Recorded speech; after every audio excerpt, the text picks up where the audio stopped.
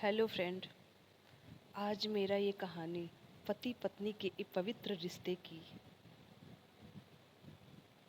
मर्यादा और उसके सच्चे प्रेम को दर्शाता है।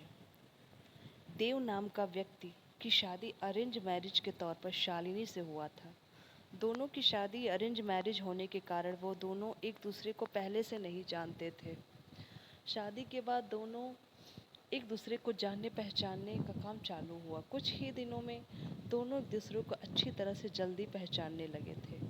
जब दोनों में अच्छी तरह से पहचान हुआ, दोनों एक दूसरे को समझने लगे थे, तो देव को लग रहा था कि उसे एक बेहतर पत्नी मिली है, क्योंकि उसे पूरी तरह से समझने के बाद उसे समझ में आ गया था कि लव मैरिज करना कोई ज़रूरी नहीं है, अरेंज मैरिज में भी अच्छी पत्नी मिल जाती है।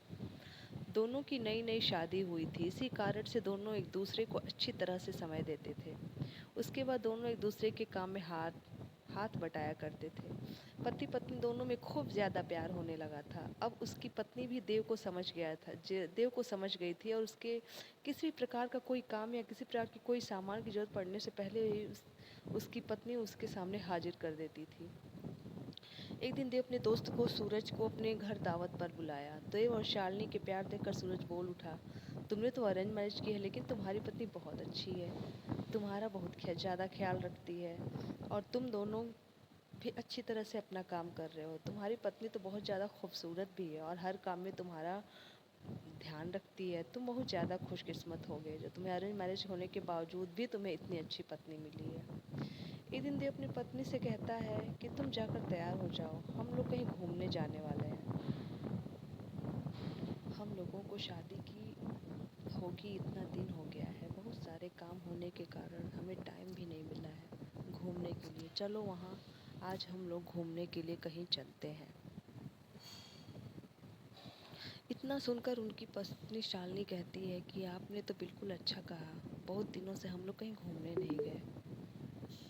अच्छा हुआ आज आपने बोल दिया, हम लोगों का मन नहीं लग रहा था, चलो कहीं घूम कर आते हैं। दोनों एक कार में बैठकर घूमने के लिए निकल पड़ते हैं। रास्ते में जब हाईवे पर गाड़ी जाती है तो उसे एक बड़ी गाड़ी में टक्कर होने के कारण दोनों दुर्घटनाग्रस्त हो जाते हैं। देव को जब होश आता है तो वो हॉस्पिटल में था, लेकिन उसे जैसे ही होश आता है वो अपनी पत्नी को ढूंढने लगता है। पत्नी को वो ढूंढते ढूंढते दूसरे कमरे में चला जाता है, वहाँ जहाँ उसे देखता है कि उसके सर अथवा पैर दोनों में बहुत ज़्यादा चोट आई है। देव घबराकर डॉक्टर से पूछता है कि मेरी पत्नी की तबीयत ठीक तो है, क्या वो सही हो जाएगी ना? तभी डॉक्टर कहता है कि तुम्हारी पत्नी की पैर की नसों में ज़्यादा खून निकलने का पैर को काटना पड़ा है, वह नहीं चल सकती है। इतना सुनते ही शालिनी की आंखों में आंसू आ जाता है और कहती है कि मैं तो आपके ऊपर अब बोझ बन गई हूँ।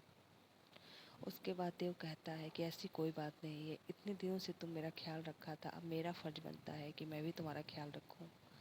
अब दोनों साथ मिलकर अपने घर की तरफ रवाना हुए। घर जाकर दोनों एक दूसरे के बिना और ना रहने की कसम खाई। फिर उसके बाद फिर वो अपनी जॉब को छोड़कर घर से ही वर्क टू होम मतलब कि वर्क फ्रॉम होम काम किया करता था।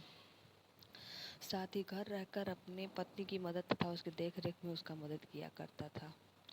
इसी तरह एक दिन फिर सूरज देव का दोस्त अपने घर आता है और कहता है कि तुम तो घर के काम करने लगे हो, तुम्हें बहुत अच्छा बिजनेसमैन हो, तुम अपनी ज़िंदगी क्यों बर्बाद कर रहे हो एक लड़की के कारण? तुम अपनी दूसरी शादी कर लो, चाहे तो इसे भी अपने पास ही रखो, लेकिन तुम कंपनी में चलो काम करो। इसके बाद देव कहता है मेरी पत्नी से बढ़कर मेरी ज़िंदगी में कुछ भी नहीं है, मैं उसकी देखभाल हमेशा करूँगा और करता रहूँगा, क्योंकि हमेशा से ही मुझसे प्रेम करती थी और हमेशा से ही हम लोग पति पत्नी आपस में प्रेम करते रहेंगे। फिर अपने दोस्त को कहता है कि तुम एक बार आए थे और मुझसे कहा था कि तुम्हारी पत्नी बहुत अच्छी है, तुम बहुत खुशकिस्मत हो, तुम्हें ऐसी पत्नी मिले। फिर आज क्या बात है, क्या तुम इस प्रकार के बाद मेरी पत्नी के लिए उपयोग कर रहे हो? आखिरकार जितना दिन उसने मेरी मदद की है, मेरा भी फ़र्ज़ बनता है कि मैं उसकी ज़िंदगी भर मदद करता रहूँगा। इतना सुनते ही पीछे से उसकी पत्नी भगवान से प्रार्थना करती रहती है कि भगवान आपने मुझे इतना अच्छा पति दिया है, मैं आपकी शुक्रिया कैसे अदा करूं। और वह सदा के लिए दूसरे से प्रेम करते रहे और अपनी ज़िंदगी को आगे बढ़ाते रहे। इसलिए मेरा मानना है कि पत्नी चाहे जैसी भी हो उसे कभी नहीं छोड़ना चाहिए, और पत्नी को कोई तकलीफ़ होती है तो उसका साथ देना चाहिए, उसका साथ छोड़ना नहीं चाहिए। आपको ये कहानी कैसी लगी प्लीज़ कमेंट बॉक्स में ज़रूर बताइएगा।